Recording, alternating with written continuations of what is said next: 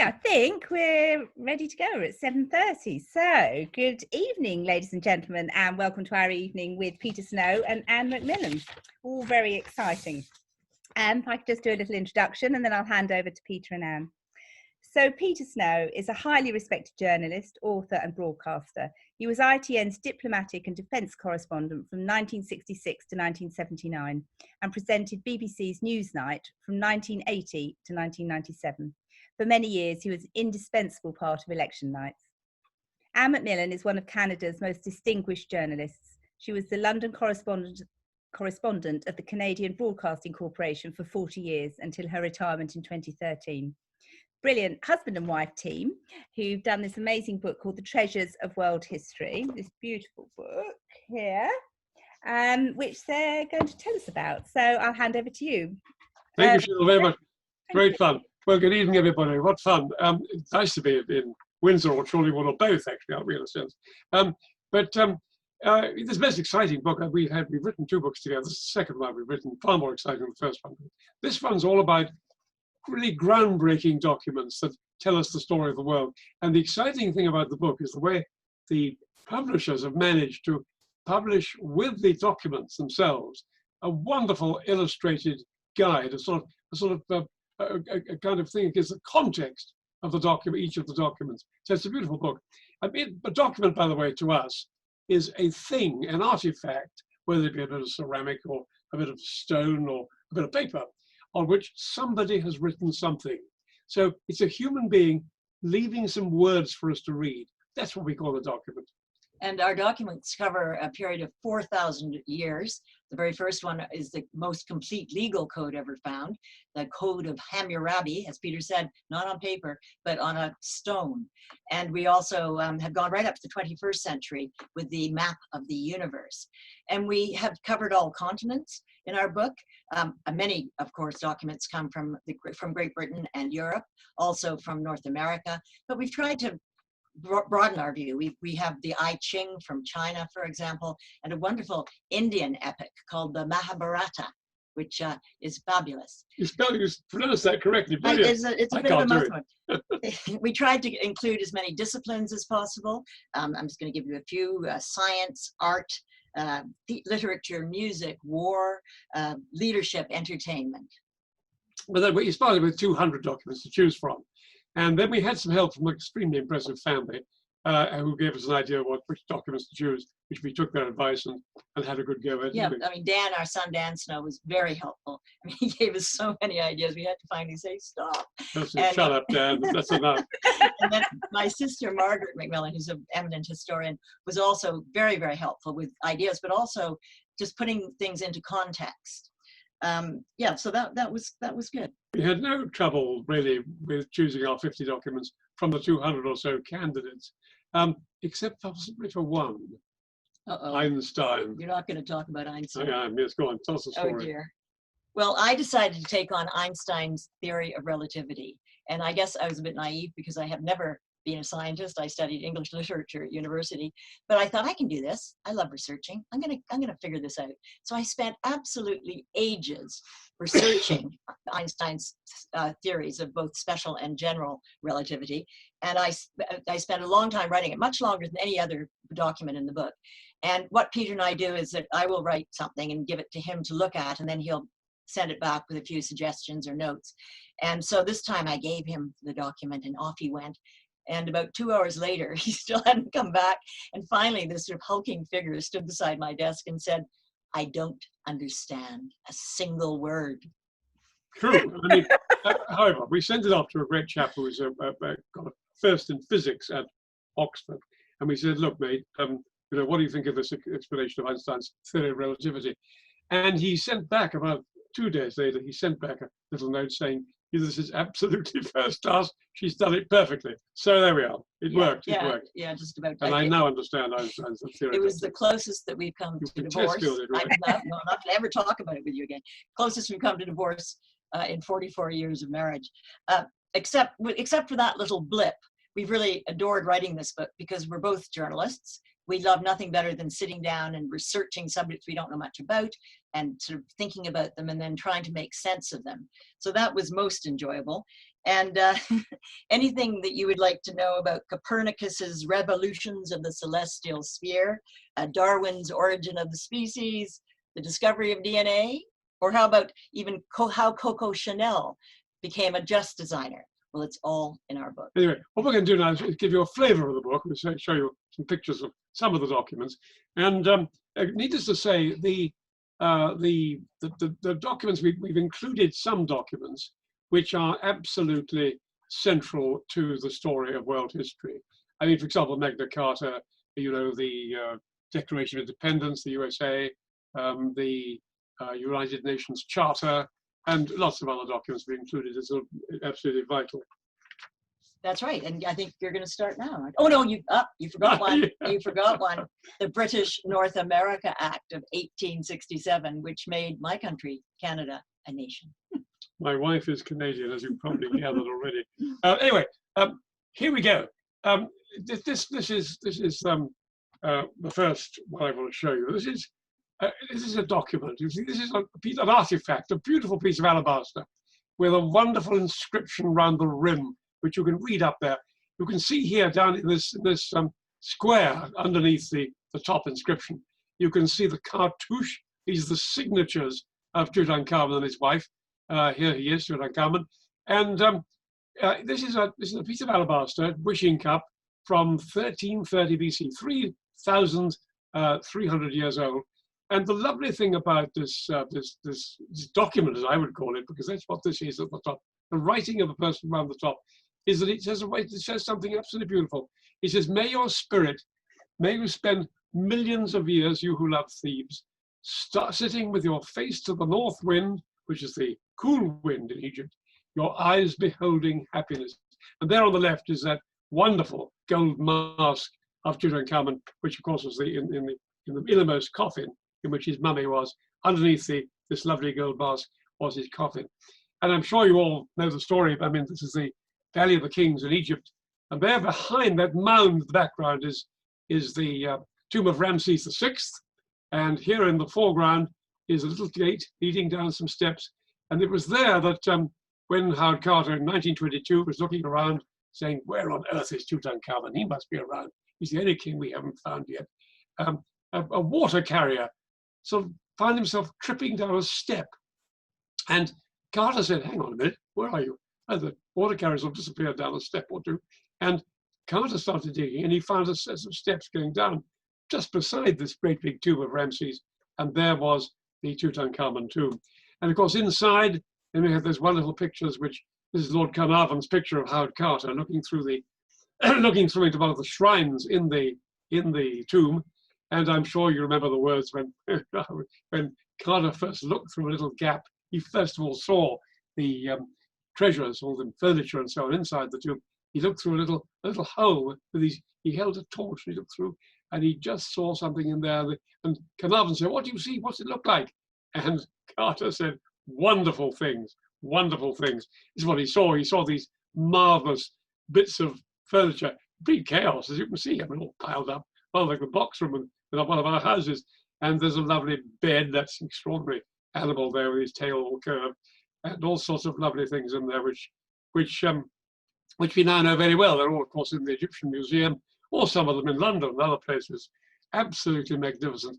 So there we are. That's our first document, the wishing cup of Tutankhamun. And the second one we're going to talk to you about tonight is Leonardo da Vinci's notebooks. Most of us think of Leonardo as an artist, but he was also an obsessive note taker. He always carried bits of paper with him wherever he went, and he jotted down observations on everything from astronomy, painting, nature, architecture, to mathematics. And his observations can be seen in books like this, which are called codices.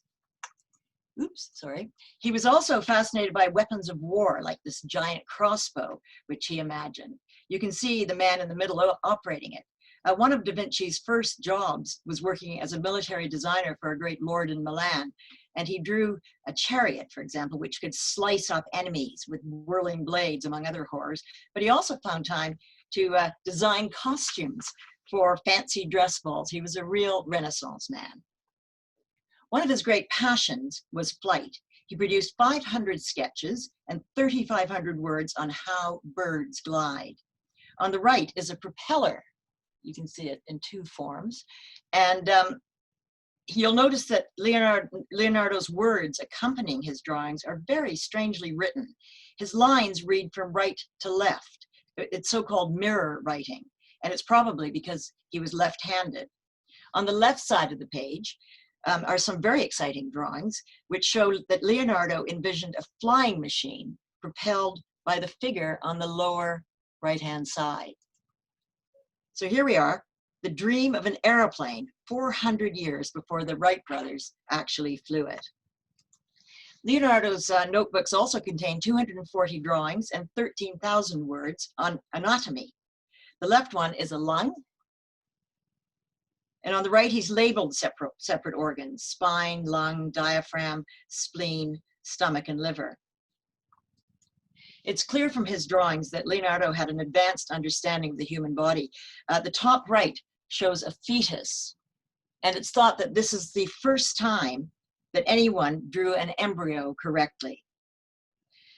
It's hard to think about Leonardo without imagining the vision of the Mona Lisa and his other famous paintings, of course. But he used his jottings to make perfect art too. There's a whole section on mouths in one of the codices, and some of the drawings actually explore the muscles that make the smile. Well, the next document I want to show you to just give you an idea of this, of what's in this book, is this wonderful illuminated manuscript, early Middle Ages, 800 AD.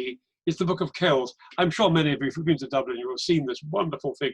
It's such a lovely thing about the Book of Kells, which is actually the New Testament illustrated with these wonderful, some of them really quite funny little figures, animals, see a sort of cat or something there, a dog or something halfway down the page, and lots of little odd things going on, a turkey or something up the top there. The Book of Kells, it was written by some wonderful chaps, the monks of St. Columba, who in the island of Iona, in the 800 AD period, around about 800, 801, were over there, and they produced this wonderful book, this New Testament, in Latin, of course. And as they were doing it, they were aware that the Vikings were being a bit of a pain. They were coming across to Scotland, they were coming across even to Ireland itself, and they were attacking and raiding and rampaging around the place. And so the monks thought, oh my God, we better go to Ireland, that's the safest place to be. And so they took their Book of Kells, which they'd more or less finished from Iona, from the abbey there, you can see in the background. They took it across to Kells in Ireland, about 30 miles west of Dublin in Kildare. And the Book of Kells is now, it's managed to remain there ever since. It was stolen at one stage, rather annoyingly, but they found it again. And it's the same old Book of Kells, 1,200 years old in the Abbey of Kells. And just to give you an idea of the book and to give you an idea of the humor here, here you have, there's the Virgin Mary. She's on the sort of title page of the New Testament, and she's got baby Jesus in her lap. And I mean, you may say, hang on, baby Jesus looks a bit like an old man. Well, he does. The odd thing is what probably happened is that the monk who illustrated Jesus, and Mary too, but mainly Jesus in this case, probably used one of his other monk friends as the model for Jesus's face. That's the general assumption. It's rather fun. You can probably see over on the left-hand side that there's on the back of Mary's chair, just up here, and we enlarged it on the right here, there's a sort of animal, a dog or something, a wolf, eating some snakes, protecting, of course, the Virgin Mary. Isn't that lovely? There's lots of these little things all tucked away in the course of the Book of Kells. Here's the page which introduces the four Gospels: Matthew, Mark, Luke, and John. Matthew is a man. Mark is a lion. Luke is a sort of heifer on the side. They see heifer standing upside down on his side.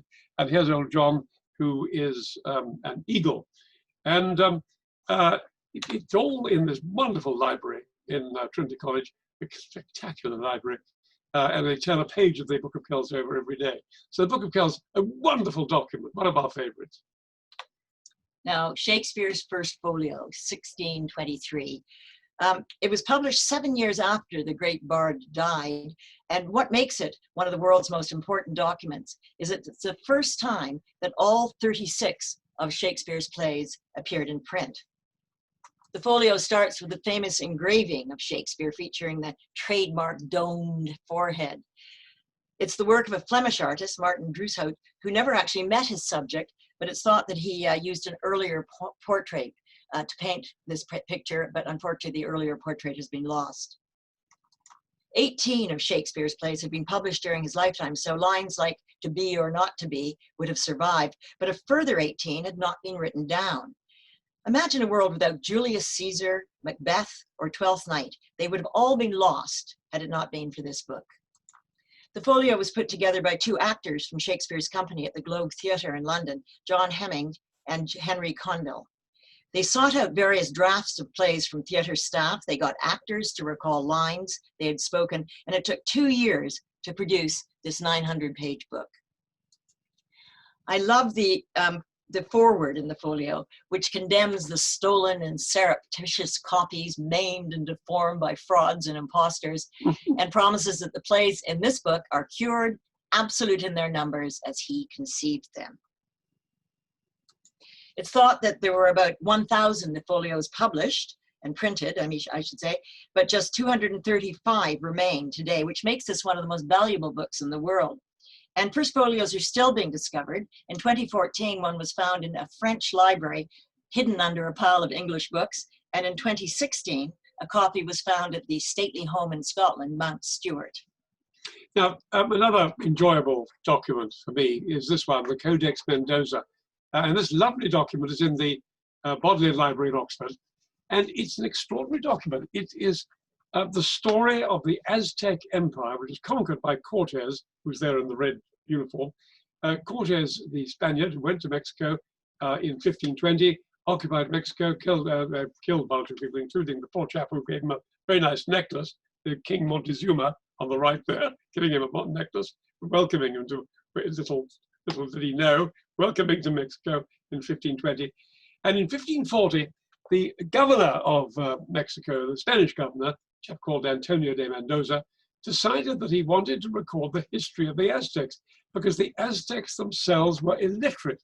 They couldn't read and they couldn't write. What they could do, though, the Aztecs, was draw. And the Aztecs drew these pictures. So the Aztecs drew these pictures which told the story of the Aztec Empire. This, of course, is the page that describes the beginning and the end of the Aztec Empire. And the Spanish writers who were with the Aztecs who were doing the drawings put in the writing. So you see the document has writing up at the top there and writing all the way describing the little pictures. This is Montezuma's palace. That's Montezuma at the top there. Poor chap, he didn't last very long. He was soon killed by the Spaniards. And you see all sorts of things happening and all the descriptions of the various things in the windows. This is the sort of title page of the Codex Mendoza. And here is this describes the settlement, the founding of their capital of Tenochtitlan, the Aztec capital Tenochtitlan, which is now Mexico City. And it was founded on an island with canals that went across it. And that's why you get this fascinating X in the middle here. These are canals going across the island from corner to corner. And there is where they knew that this was their capital, to be their capital, because they were told to find a place where an eagle stood on a cactus. And they looked all around the place, and there, by golly, was an eagle standing on a cactus on the island of Tenochtitlan. So that describes the founding of their capital. You can see all the chaps coming in with the tribute from various states of the Aztec Empire, bringing in their offerings and their money and their gifts. And up here, just to the right of the eagle himself, is a trestle with a skull on it.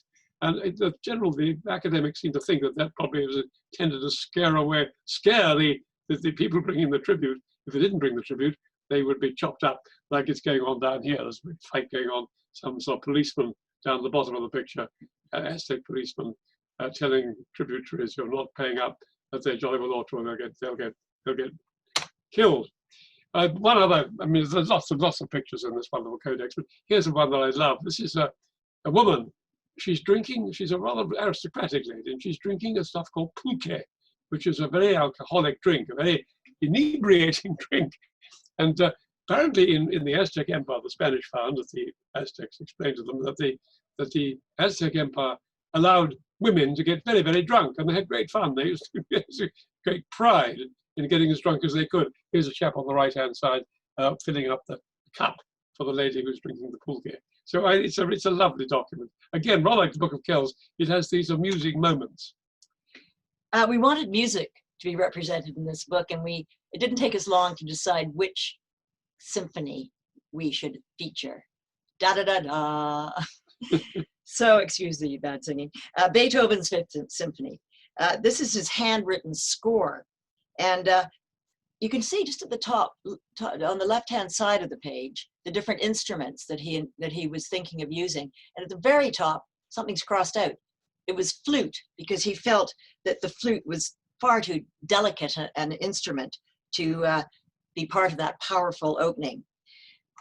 Here's the great man himself, painted by a German artist who was only allowed 4 sittings with the busy composer. And when Beethoven refused to give him an extra few sittings so that the man could finish his hands, the poor old artist had to do them by memory, and you can see the hands are not quite right. When he started writing in the Fifth in 1804, Beethoven was surrounded by turbulence. Napoleon was on the warpath, and in fact, you can see Napoleon right here, because in 1805, he entered Vienna as a conqueror. Beethoven was going deaf at the time, and he also suffered from tinnitus, that horrible ringing in the ears. He was so distraught that he actually contemplated suicide.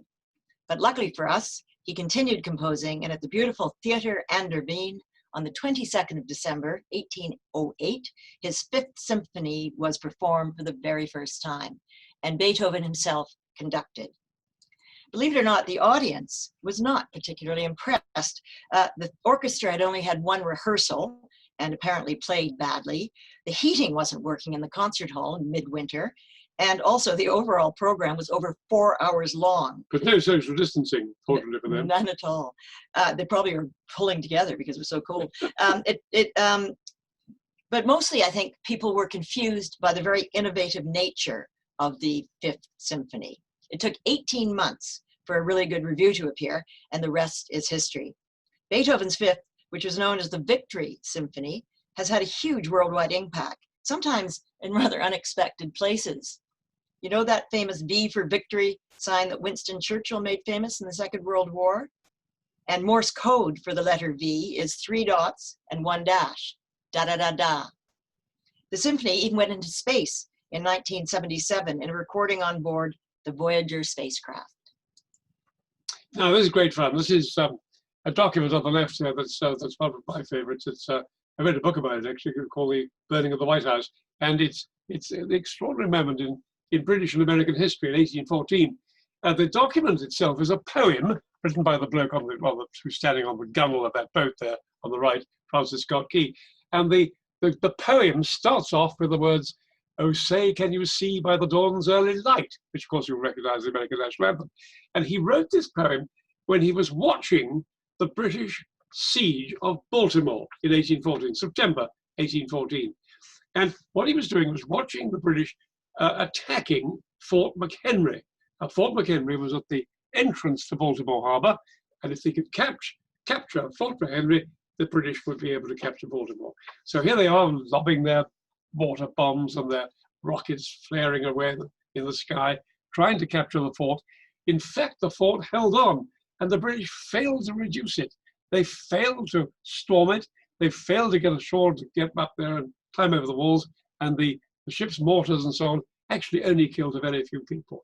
And so what Scott Key did was he watched all night thinking that no way my American friends will be able to, he's an American himself, he was watching for a little local British ship because he'd been captured.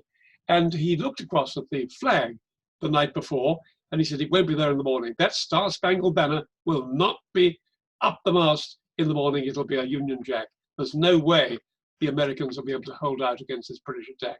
But as he scratched his eyes in the morning, he looked through the sunny, foggy dawn, he saw the Star-Spangled Banner was still flying.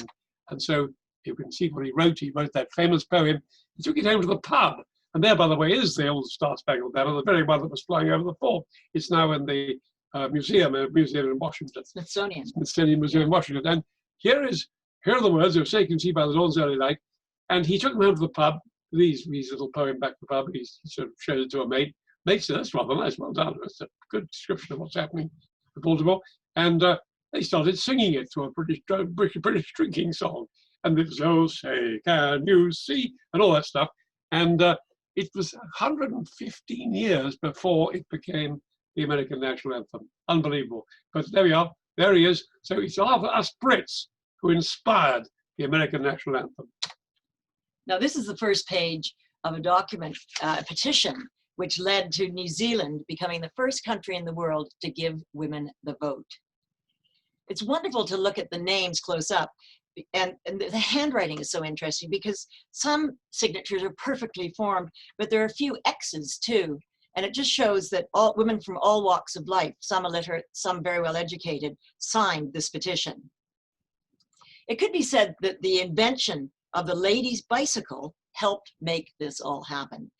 It had only very recently been manufactured, and suffragettes in New Zealand used this newfangled invention to cycle all over its two islands and gather 32,000 signatures demanding that women be given the vote. The petition was rolled out in New Zealand's parliament during a heated debate on female suffrage in April 1893. And here it is, all 546 sheets of signatures carefully glued together. And they did actually roll this out, amended, because there were no women obviously in parliament, but the supporters actually rolled these things out across the parliament floor. It's funny because, you know, some of the critics called the New Zealand suffragettes the shrieking sisterhood, and they predicted that having the vote would transform women from angels of the home to ill-tempered crones. But with the help of the petition, the bill was passed with just 2 votes, by just 2 votes. Women in New Zealand went to the polls for the first time in November 1893. British women over the age of 21 had to wait for that pleasure for nearly 30 years. It was not until 1928 that women over the age of 21 were allowed to vote. There's a funny cartoon in the book which shows Britain, represented by John Bull on a very old-fashioned penny farthing, and New Zealand with a very smart-looking young suffragette on a very smart women's bicycle, and she's saying, "Oh, Grandpa, what a funny old machine. Why don't you get one like mine?" Now then, here's a fascinating document for you. On the right there is a piece of paper which Winston Churchill scrawled these numbers and countries' names on and pushed across the table to Stalin in October 1944 at the Moscow summit. War was nearly over, 6 months to go, and Churchill was trying to get Stalin to agree roughly how they would split up Eastern Europe once the Russians had conquered it, reconquered it, or liberated it, if you like. And what Churchill did, he scribbled down the following words. He put Romania, he said, look, Russia, you can have 90% of Romania, the others, like us, will have 10%. Greece, well, we'd like 90% please of Greece, and you can have 10% of that. 10% of the influence, if you like, the sort of the power in those countries. Yugoslavia, we can split that 50-50. Hungary, 50-50, how's that? Bulgaria, Russia, 75%, the others, like us, 25%. Well, of course, we all know what happened. Churchill pushed this across the table. Stalin put that tick in the top right-hand corner. You can probably see it there. And then Churchill took it back and he said to Stalin, look, it's rather a naughty document, this, isn't it? I think perhaps I ought to burn it, don't you? I've got your notes here, what you think we agree with. You agree that we split these countries like that. Stalin said, no, keep it. You may need to keep it. So Churchill hung on to it. And of course, that's why we still got it today. And then, of course, as you know, between 1944 October and the victory in 1945, the Russians piled across Eastern Europe, making a nonsense of Churchill's percentages agreement. And here we have the tanks going in there. And of course, then when the war ended, as I'm sure you all know, the great big red map there shows the Warsaw Pact and NATO facing it, the green ones of NATO, the Warsaw Pact, red, this is 1945 onwards, and although the Warsaw Pact and NATO 48. But then by that, this is what actually happened at the end of the war. And of course, what happened was that Bulgaria did 100% Russian, Romania 100%, Hungary 100%, Yugoslavia went to Tito, and Greece. Greece was at Churchill's only success. Greece reckoned that, Churchill reckoned that Greece was the one thing on his percentage agreement that Stalin had respected. Fascinating story. This is one of my favorite documents, partly because it's so unexpected, but also it happened in my lifetime. It's an envelope which contains a hastily scrawled list of cities in North America, written down by the Beatles manager, Brian Epstein. And it is a used envelope. It was obviously sent to Epstein from the Daily Express on the 25th of March, 1964. By this point, Paul, John, Ringo, and George were hugely popular in the United Kingdom, but they had not yet proved to be a great hit in North America, where they were seen as a bit of a novelty act with their cute hairstyles and their little suits and their Beatle boots. That all changed in February 1964 when the Fab Four appeared on the Ed Sullivan Show. A record 73 million people tuned in to watch them play songs like She Loves You and I Saw Her Standing There. Beatlemania took hold. So our document is the first stage of a tour during which the band played 32 concerts in just 33 days in cities all over the United States and Canada. Here they are arriving in San Francisco for their first concert on the 18th of August, 1964. And the fans were waiting. They had to be, the police were so shocked by the numbers of people who turned up, they put special barriers up to stop them from mobbing the Beatles. Fans had waited hours to see them, and they got in, and during that first concert, 50 fans tried to invade the stage, 50 were injured in the crush, and the Beatles had to be taken back to their hotel in an ambulance because their limousine was besieged. In Seattle, the police you can see standing there couldn't cope. They had to ask a group of US sailors who were in the audience to come and help them form a human barrier so that the Beatles could get back to their dressing room. Everywhere they went, the Beatles were met by screaming, mainly female fans. There were riots in New York. One in tears, yeah. I know, they got hysterical. In Atlantic City, the band had to jump into a passing seafood truck to escape their admirers. And I can remember hearing the screams from our house in Toronto when the Beatles came to play at Maple Leaf Gardens. My parents would not let me go because it was way too wild. So I sat at home, but I could hear 2 miles away from Maple Leaf Gardens the screams of the fans as the Beatles went in and out. They arrived back in London as international superstars. You can see Brian Epstein standing there in the background. He's the one who jotted down the names of all those cities on the bit of on the used envelope we used as our document of this momentous time. And he quite rightly looks very pleased with himself, doesn't he? He certainly does. So there we are. Let's go to your favour. I'm going to show you about 10 of the documents with a bit of other pictures that give the context of the documents. And we've got another 40, of course, in the book, and a lot more detail about the documents you've seen.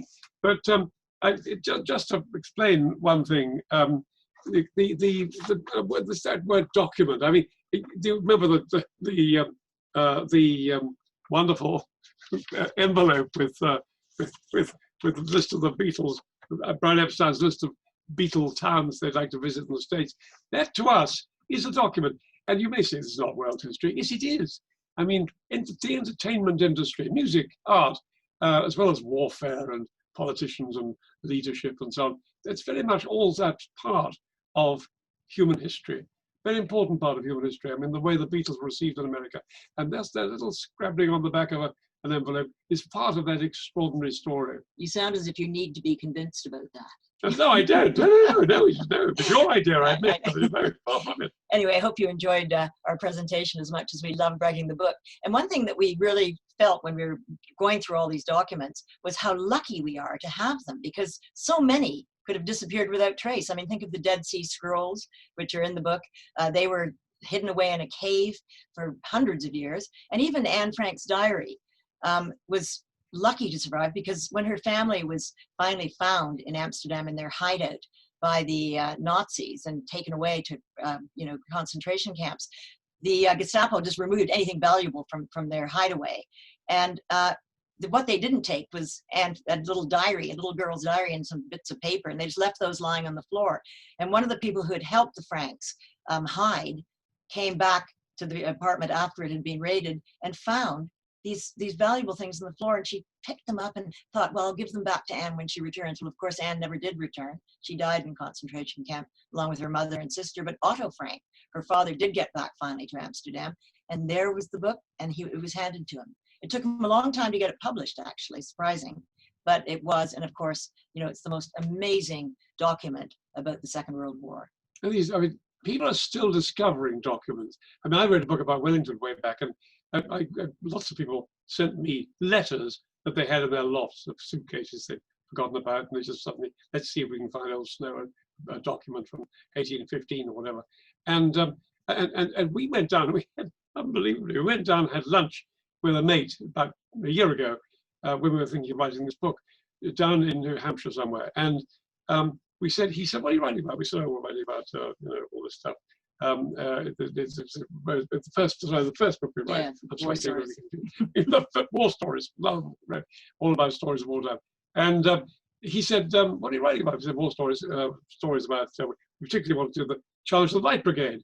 If only we could get a diary of someone who was in the Charge of the Light Brigade. I said, just read that, just say that once more. So he said, a diary of someone who's in the Charge of the Light Brigade. And he said, I've got one upstairs. So I said, what?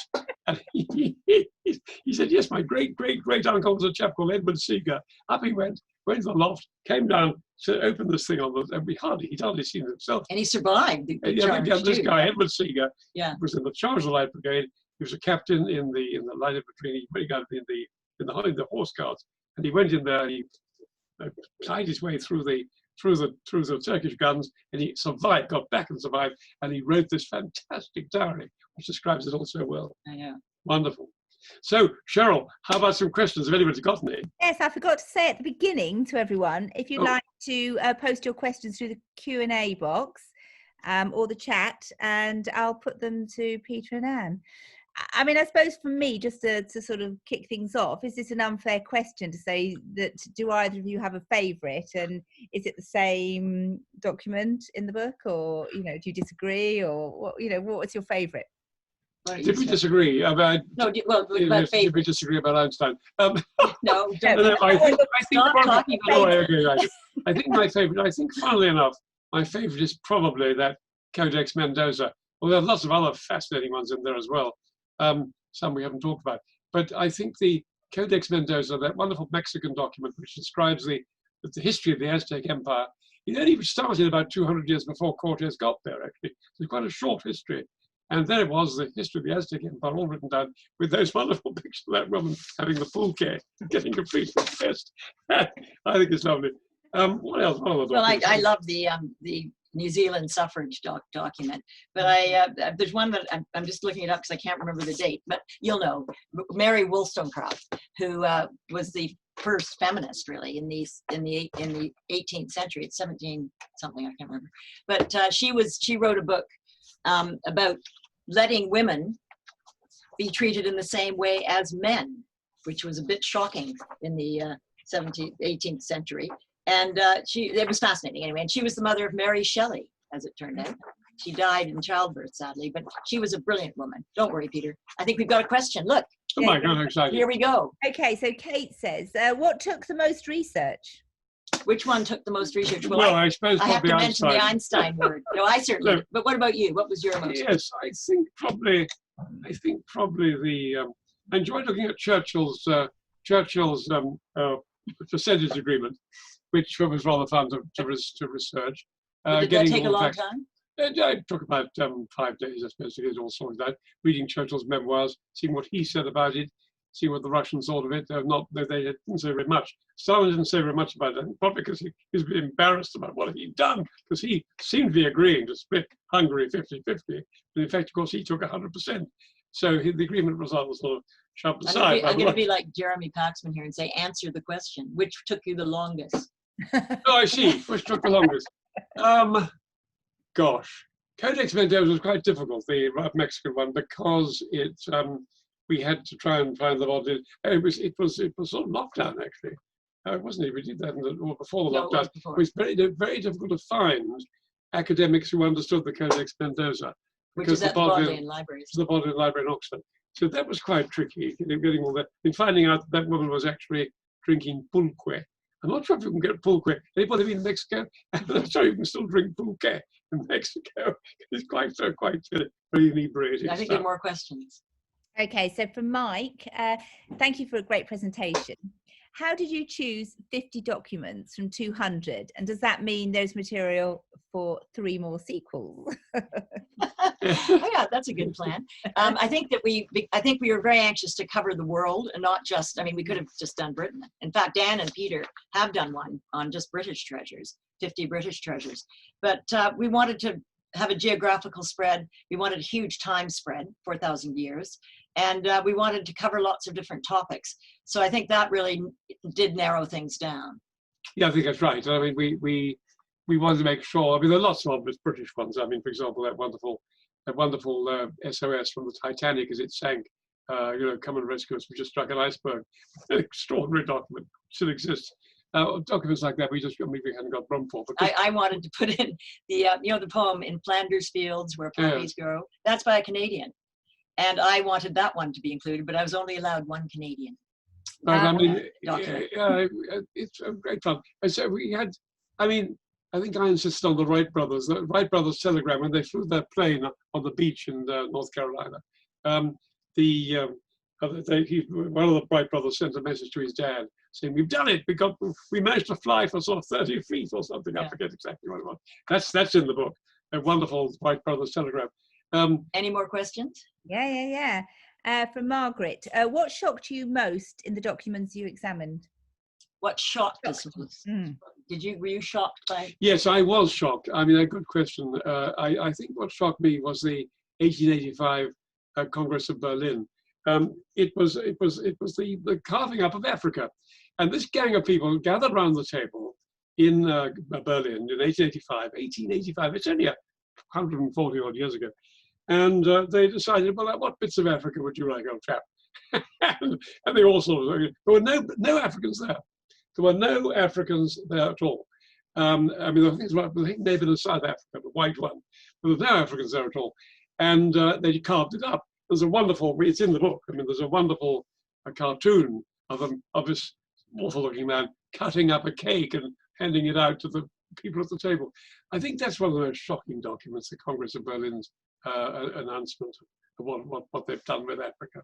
I found Anne Frank's diary shocking. I read it when I was a teenager, and I read it again this time. And I just, the thought that anybody could treat human beings like this, locked in this little tiny house with 3 other people and her family, and looking out, occasionally peeking out the window when it was dark so that she could see the world outside. And then, of course, what happened to her after they were taken off to a concentration camp, and she died, and her sister died only months before liberation. It's just so tragic. It certainly is. So from Andrew, what document do you think has had the most impact on human civilization? Well, do you have a slide to ask? Well, I would say an obvious one is the Magna Carta, which established a legal code over the centuries that was respected and meant that people had to have laws. Kings could no longer just say, you do it this way, you do it that way. Everybody, including the king, was accountable to the law. Equally, I mean, talking of equality before the law, I mean, Hammurabi was doing it 2,000 years before good old King John, 3,000 years before King John, Magna Carta. His Hammurabi's extraordinary black, it's there in the book, this black stone, which is a great plinth on which is inscribed Hammurabi's lawmaking, his ideas, and some of that is almost the origin of the jury system. I mean, an eye for an eye and tooth for the tooth is mentioned in that. And anyway, that's good. I think if I had to choose one, I think I would probably choose the Declaration of Independence, the American Declaration of Independence, which is a staggering document, really. And that was an example to all of us, I mean, including Brits, because we got slapped in the face by it. And a huge example to most other countries in the world, who readied emerging countries, which regarded the freedoms and the rights in that Declaration of Independence as absolutely crucial to the forming of many states. I think that probably is one of the most important ones. So how long did it take you to research and write the book? About 2.5 years all told. Yeah. 50. About 2.5 years. Quite a lot of research. But the other thing was just sort of finding the right bit of the document and finding the documents, and also finding pictures to illustrate them and talking to the publishers, because this is very much a two-way business. A book like this, which is so beautifully put together, and the pictures all part of. I mean, each spread. I mean, for example, Hammurabi is Blackstone. That's about 4 pages altogether. You've got the stone itself. You've got a map showing Babylonia and all sorts of stuff. So it's that putting all that together is quite tricky. Great fun, but very, very, very. You do a lot of actual travelling to places, you know, around. We did a bit. We went to Ireland. We went to Dublin to see the Book of Kells. We went to Paris to see Hammurabi's stele. We went to the British Museum to see the Rosetta Stone. I went to the British Parliamentary Library to look for the British North America Act, all rolled up in a little white roll covered with a red ribbon that created the country of Canada in 1867. So we did a bit. We didn't, unfortunately, go to Mexico for this. We should have been to Mexico. Been to Mexico, and we didn't see the Mendoza report. Is in England. Yeah. But we did see. I mean, we did before we thought of this book. We went to Mexico and we saw Mexico City at Tenochtitlan, the old Aztec capital, which is a museum there. It's fantastic. Yeah, it's one of the best museums in the world. So do you write together? I mean, how do the logistics work? Do you pick a? Well, we're sitting right now at Peter's desk. In the next room is my desk, and we write separately. She's got more books than I have. Not true. Anyway, yeah. So I mentioned it in the Einstein disaster, but what happens is that each of us chose 25 topics, and so we split it down the middle. I would, for example, write about Anne Frank, and I would then send it to Peter. He would look at it, make comments on my text, and send it back, and then we'd sort of discuss it. I'd say, well, I feel quite strongly about that. I'd like to leave that in, and he'd say, what about this? And so because we're both journalists, and we've worked together on another book, War Stories, and Peter has written a number of books, which I cast an eagle eye over. So we're sort of used to each other's. We're used to each other's style of working. I'm not sure eagle's the word, tougher than that. Cougar. Anyway. Yeah. Yes, that's right. So have you any plans to write any more books, or as somebody pointed out, with more documents or something very different? Have you any plans for this? Actually, our publisher after this one asked us to write a book about the kings and queens of England. And Great Britain, obviously. Surprise, surprise. I know. I said to them, aren't there enough books already on that subject? There aren't. They want us to sort of keep with this, because we have a fairly chatty style, I guess, in our writing. There isn't one that tells a story right the way from Alfred, right the way through Elizabeth, well, maybe Charles, who knows. Certainly including so that's what King in Waiting. We're working on that at the moment. In very simple terms, with all the good stories about them and so on. Great fun to do. Yeah, absolutely. So do you think you'll sort of go traveling more to sort of discover, more of these documents? We can't at the moment, sadly. No. And also, we can't. And luckily, London Library and places like that have a lot of stuff online that we can get access to. And I mean, it's just, we're so fortunate to live when we do, as far as writing books go, because so much stuff is online, like those codices of Leonardo. A lot of them are completely online now. They're fantastic. The Anglo-Saxon Chronicle, for example, which is in the Public Archive in Kew, I mean, in fact, it is all online. So it's much simpler for writers and historians and people writing a book like we are. It's nearly all online. All the important chroniclers from the early days, right the way through. Of course, but there's nothing like actually with documents seeing the original. It's so exciting. That is true. That is true. I mean, I know we've talked about, obviously you've got it down to 50 and you started with 200, but I mean, so how did you even start to get your 200? I mean, where, do you sort of brainstorm? Where do you start with, Well, Peter and I brainstormed. We then brainstormed with Dan and Margaret, my sister, and then we brainstormed with our publisher. And it was quite interesting. I think most of the ones that we had on our list were the ones that ended up in the book. Although he had a couple. I mean, our editor had a very good idea, the rules of football. Yes. I wouldn't have actually chosen that one, but it was the first time that somebody actually sat down and wrote down the rules of football, because people were playing football for centuries, but they all played with different rules. So that was quite exciting. Yes, I mean, that's right. Sorry, go on. Yeah, no, that's a good one. Would have been interesting, wouldn't it? I mean, they're all so interesting, aren't they? I think Another one that amused me is, I'm sorry, I can't really see it properly, but this is Neil Armstrong's heartbeat. No, that's That- not. Oh, it's very yes, top. yes. Yeah. Here is Neil Armstrong's heartbeat as he landed the lunar module on the moon. And I mean, they had all this stuff all over him, his spacesuit and so on. And so we thought, here's a document. Here's a document. Well, no, we're going to do that one, but the official report of the moon landing was a dense book about that thick, and it was the most boring thing we have ever read. We started with that, and we thought, well, it's too boring. So we looked around, and we found this document, which turns out to be the sort of the doctor expert watching Neil Armstrong's heartbeat. But that was it was in the official document, wasn't it? Little notes. And his heartbeat, which is normally around about 60 or 70, you and me and all that, around about 60 or 70, but just as he was coming in, just for about 30 seconds, he was bringing the lunar module down and landing it. Once he got down, it was back to 60 again, but he went up to 140, his heartbeat, just as he was trying to find the right place to put the thing down. It's a really wonderful moment. Yeah, so no wonder that you have to be so fit to go into space. Yes, fit, and I mean, absolutely, and his nerves must have been falling apart. Yeah.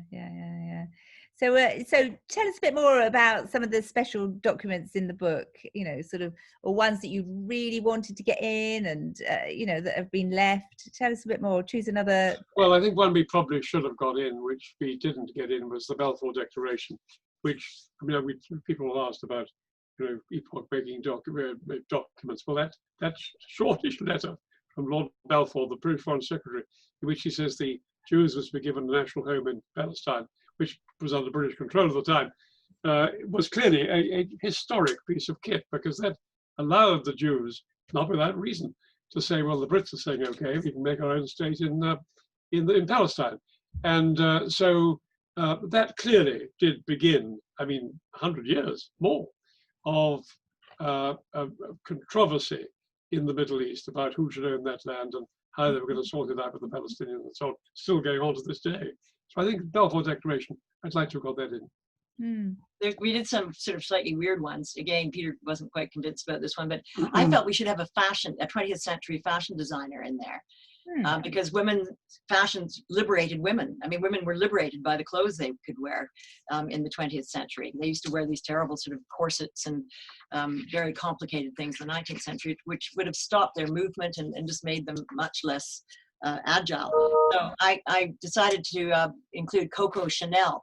Now, she didn't actually draw any of her own designs, but we found the famous little black dress that was featured in Vogue in the 1930s. So we use that. But Coco Chanel's life was so fascinating too. That's something else about these stories that are great. You learn about the person involved. And that was quite exciting, wasn't it? Yes, absolutely.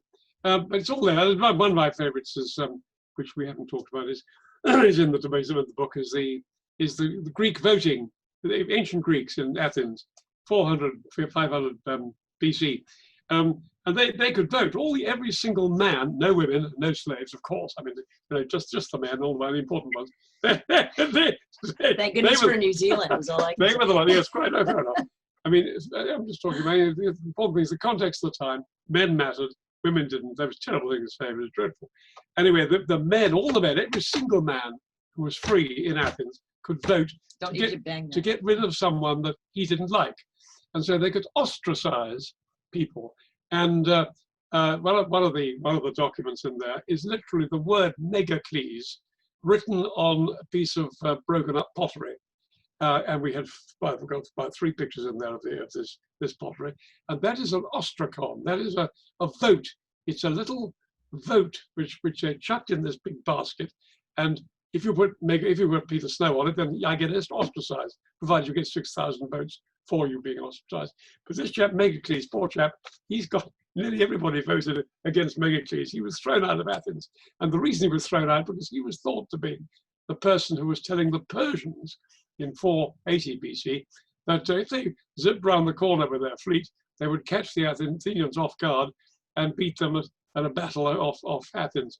And so he was not very popular for that in Athens, of course, although, of course, the battle was won by the Athenians at Salamis in 480. Never mind, he was chucked out of the country. They voted for these ostraca.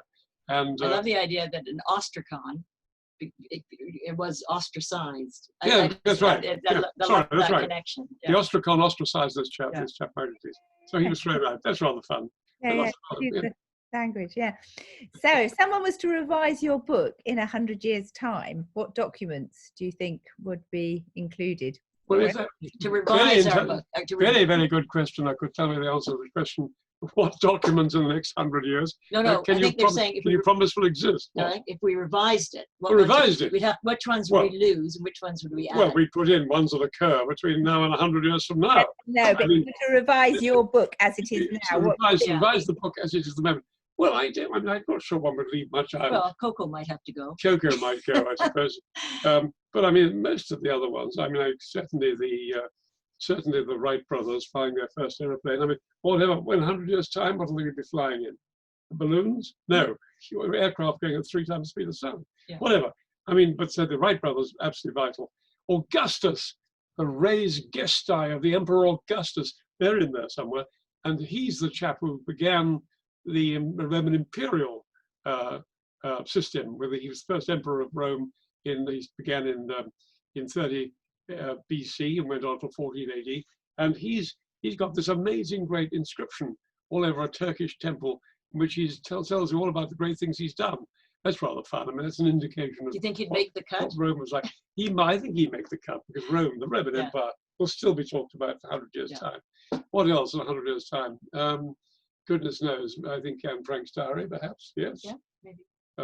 That's a very interesting thought. What would we lose? And gosh, just imagine what would be included. You think? But we have to lose at least 20 because of the new documents that will come out in the next 100 years. That's right. That's what we're saying. Yeah. What would we lose? Good question. Possible, isn't it? Maybe. Yeah. Maybe poor old Hammurabi, because we got Magna Carta. So maybe poor old Babylonian would go. But I think he's terribly important. I think he's as important as Magna Carta. Okay. Maybe.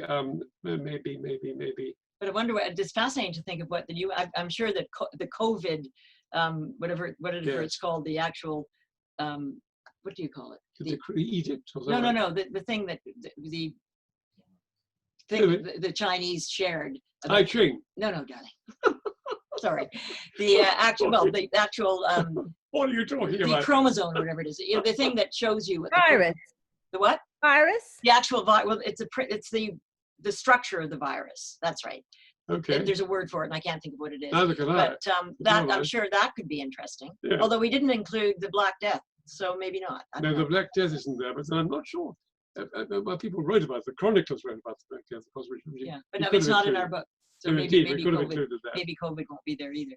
I suppose it depends on the theme that you're going through. It depends whether there's actually a document that. Yeah, that's right. I mean, also that's the other thing. There aren't so many documents anymore. Yeah. But I did say the COVID does raise a very interesting issue. I mean, looking back 50 years from now, or even 10 years from now, will people remember COVID as the year that nearly stopped the world? I wonder, because from 1918, you have to tell me that there was a great flu in 1818, 19. You have to tell me about the SARS thing. I've almost forgotten about that. Yeah, but it was just only 20 years ago. So, I mean, maybe COVID will be forgotten by that time. Who knows? Anyway, nice question. Yeah, I suppose it depends if there's worse to come. If there's an even well, quite virus, then it may may look sort of quite tame. You don't know what perspective we're taking. So I don't know if anyone's got any more questions or would like to ask anything to Anne and Peter. But if not, I'd like to take this opportunity to thank you so much. It was such a lovely, informal, fun presentation. It was, really good, learning all about these absolutely fascinating facts. And we're really lucky that at Chorleywood Bookshop, we've got signed copies of this beautiful book. So, Anne and Peter have been busy signing, and it's actually signed on the page. And I know we'll make an absolutely gorgeous Christmas present for somebody. Of course, that's what we're all thinking about now, isn't it? Christmas. So thank you so much for joining us at Windsor and Chorleywood this evening. It was a really, really brilliant evening. Thank you so much for your time. Well, thanks for having Cheryl. us. Good night, everybody. Bye. Bye. This was great fun. Very fun.